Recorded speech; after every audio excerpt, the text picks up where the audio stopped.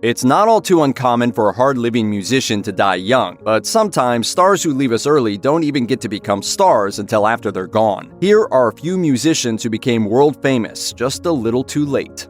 Bradley Nowell was the frontman for 1990s ska punk band Sublime. He seemed pretty sure the band was going somewhere, as he dropped out of college just one semester before he obtained his degree. At that point, Sublime had already achieved moderate success, and by 1994 they were negotiating with MCA for an album deal. For most of that time, Nowell was using heroin, which had started as experimentation and turned into a full-blown addiction.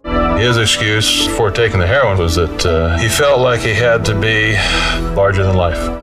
He tried to get clean in 1996 during the recording sessions for Sublime's self-titled third album. Then he tried to get clean again for the birth of his child, but then he decided he deserved a reward, and within a week he was addicted again. Nowell died of an overdose in a hotel room on May 25, 1996, 7 days after he got married, 11 months after the birth of his child, and a little less than a year before Sublime's first #1 single.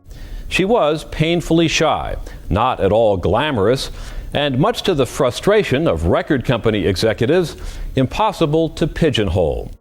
Eva Cassidy's 1998 album Songbird has sold 5 million copies worldwide, and it was certified platinum in the United States in 2008. By the time that happened, however, Cassidy had been dead for 12 years. Much of her music was released posthumously to great acclaim, but it was too late, of course, to be enjoyed by Cassidy while she was struggling to get by. Cassidy passed away at the age of 33 without a record contract. Her cause of death was a malignant melanoma that spread through her body. She had the melanoma removed in 1993, but she failed to follow up with her doctor in the months afterward. By 1996, doctors discovered that the cancer had spread. Cassidy immediately started on aggressive therapy, but it was too late. She died just 2 months later. Cassidy gave her last performance, a rendition of What a Wonderful World, less than a month before she died. Israel Kamakawiwo'ole, also known as Iz, was a sensation in his native Hawaii, but he didn't start to achieve worldwide recognition until the year of his death, when his album In This Life made it onto the top world music chart and stayed there for 39 weeks. Iz is probably most famous for his hauntingly beautiful rendition of Somewhere Over the Rainbow, which was featured in several movies and TV shows after his death in 1997. Several posthumously released albums continued to grow his fan base further. Like so many other musicians before him, Iz's vices ultimately led to his demise. He was morbidly obese for his entire life, weighing more than 750 pounds at one point. He ultimately died at the age of 38 from respiratory failure. Many musicians who died young succumbed to drugs or inner demons, but occasionally there are artists who die due to risky behavior. That was the case for Jeff Buckley, who drowned in the Mississippi River. Buckley is probably best known for his cover of Leonard Cohen's Hallelujah from his first studio album Grace, released in the summer of 1994. He and his band toured for 3 years after that, and as a result, the album had some moderate success with fans and critics. By 1996, he was working on his second album. En route to the recording session one evening, he and his friend took a detour to the Wolf River channel of the Mississippi River. Buckley got out of the car and jumped into the water, fully clothed. Buckley's dip turned out to be fatal. A passing boat sucked him into its wake and he never resurfaced. His body was found 6 days later by a passenger on a riverboat. 6 years after that, Rolling Stone named Grace one of the 500 greatest albums of all time. Robert Johnson was such a brilliant blues performer that some people literally accused him of making a deal with the devil. If that was true, though, it really wasn't a very good deal, because he died at the age of 27 without seeing any real success. Before that happened, he was making a living as a traveling performer, booking any gig he could find, mostly playing the same 29 songs he had written and recorded between 1936 and 1937. Johnson died in 1938, and although there's never been a definitive cause of death, it's likely he was poisoned. It wasn't until a couple of decades later, when his work was reissued, that he finally achieved the fame he supposedly sold his soul for, so he was probably pretty annoyed with the devil when it came time to pay up.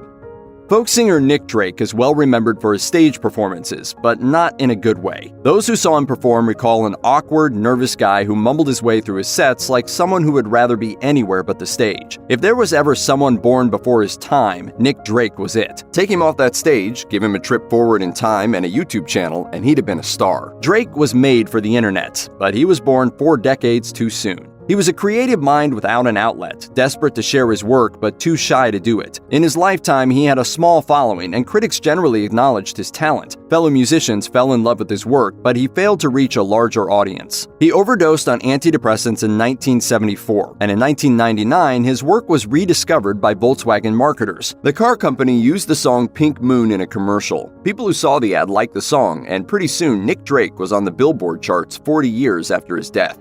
19th century French composer Georges Bizet was successful enough to marry his mentor's daughter, but not successful enough to avoid living in poverty. In 1873, Bizet was working on an opera called Carmen, which was based on an 1845 novel of the same name. It had an initial run of 45 performances, and it was hated by critics and audiences alike. All the seduction and thievery it depicted scandalized polite society ladies. By the end of that first run, the theater had to give tickets away because they couldn't convince anyone to buy them. Just after opening night, Bizet became ill. By the 33rd performance, he had had 2 heart attacks and died. 5 months later, Carmen moved to Vienna, where the critics felt differently about seduction and thievery. The show was a hit there, and it went on to become one of the most performed operas in the world.